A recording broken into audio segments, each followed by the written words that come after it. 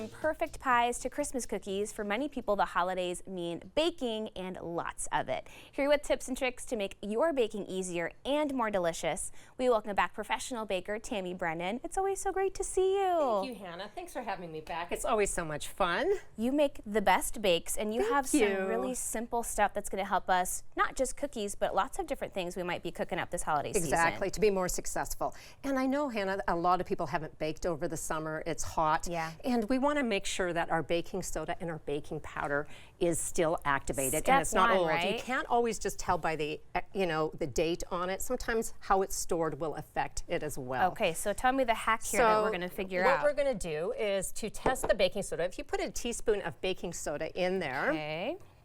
and we're going to sort of do that volcano experiment that we all did in elementary school. So you're going to take a little bit of vinegar, white vinegar, and just put that on top. So when you see that type of reaction, you can hear it. Yes. Then you know it's active, and it's absolutely wonderful to use. And you can also do the same with the baking powder, but instead of the vinegar, you want to do hot water. Oh, okay. So it'll give you that same reaction. You want that fizz. If it's barely fizzing, use it for cleaning and other Oh, there you go. You don't other have to things. totally You don't have put it throw to waste. No, use it in your garden. Perfect. And okay, what about the butter of it all? Well, butter, there's two different types of butter, basically, that we buy for baking. An American-style butter and a European-style. This is, I know, done in New Zealand, but it's a European-style butter. Okay. This means it actually has a higher fat content. It's been churned longer, and it is grass-fed, so it has more tangy flavor. Interesting. Compared to an American-style butter, which has a little bit more water and less less of fat content. So when I'm baking with the American style butter, I like to use an unsalted butter, and because we don't know what kind of salt it is in there. We don't know if it's sea salt, and I really like a sea salt for enhancing flavor. And with the European style grass-fed butters, what they're gonna have is a sea salt in there. Okay. So what I like to do with my salt is put it in the blender and grind it down to a powder, and that will distribute the flavor of the salt in your baked goods and give you that same flavor as a salted butter Oh, interesting. would give. Okay. And another tip with butter is make sure you understand what softened butter is versus room temperature butter. A lot of people get this mixed up. Okay. So what they're trying to do is to cream their butter and sugar together, and they're using softened butter. Okay. And that would be more for a frosting. So it's going to be, you would be able to mush it and, and smoosh it. Where a room temperature butter, which is for creaming, is about 68 degrees, 67 degrees, around there. So it'll hold the micro bubbles. Otherwise, cookies could spread or your cakes could flop. See, the subtle differences that could make a really big difference with the end result of your bake. Absolutely. All right, what's next here? Flour, and measuring. So we want to make sure that using a scale is best. Always best. Always best, and it's actually quicker to use a scale. Okay. I always use a scale.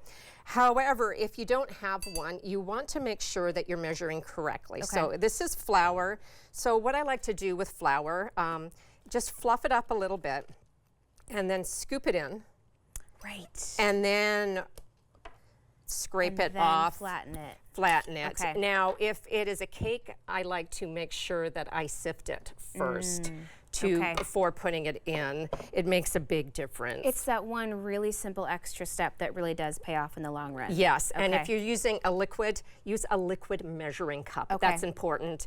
And just another, I did a little experiment, and I checked what sugar weighs in both measuring cups, two different styles of measuring cups, but they both said 1 cup, and they were 20 grams off. Oh my gosh. So measuring cups are not made equally, and they can actually ruin your recipe. That's a big difference. That is would a huge taste totally different. Yes, it would, and it would affect the moisture level in your baked goods. Okay, good thing you're here, Tammy. Oh my goodness. All right, what's next?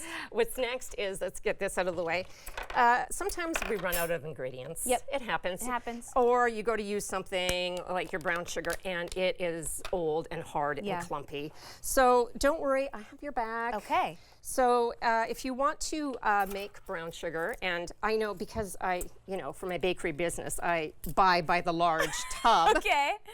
But what you need to do is get basically a fancy or unsulfurized molasses, which Okay. is a baking molasses. And all you do to 1 cup, which is 200 grams, is add 15 grams of molasses. Okay. And then you would just pop this into the microwave for about 30 seconds and stir it. Easy. And you have brown sugar. Now, if you're Okay. making a cookie recipe, you can actually just go ahead and throw the molasses in Put and 'em not in. worrying about coating it ahead of time. Oh, even better. Yeah, Oh super my gosh, easy. that's such a great saving grace when, yeah, of course, you've already begun your bake and you go in the pantry and you forgot something and Yes. you don't have to totally panic and start over. Exactly, All exactly. right. Couple more things for us here. Absolutely. When choosing your spices, some spices actually you really want to buy whole and Okay. then grate them yourself. Right. Because they lose their flavor quickly. So always with a nutmeg or a cardamom, it's best to make sure that you get a little microplaner and grate those Okay. for more flavor.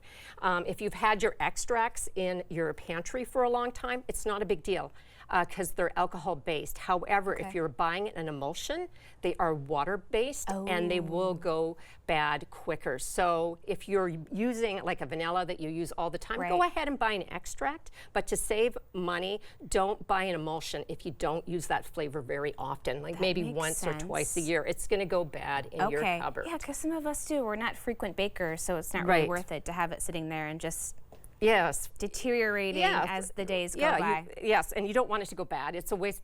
Groceries are expensive. We don't want to waste money. Right. Okay, is this a chocolate situation This is over cocoa, yes, chocolate. So if you add a little bit of espresso powder, Right. instant espresso powder, or coffee powder, which you would have to add twice as much because it's not as strong. If you add that to your chocolate, it will make your chocolate taste more chocolatey. It will enhance the gosh. flavor. Now you don't add enough to actually taste the coffee. Oh, okay. It won't even know it's there, but you'll know when it's not there because the chocolate won't be as rich. Amazing. Okay, you've got one final tip for us here. Well, I do. Okay. We're doing it all today. We got through them all today.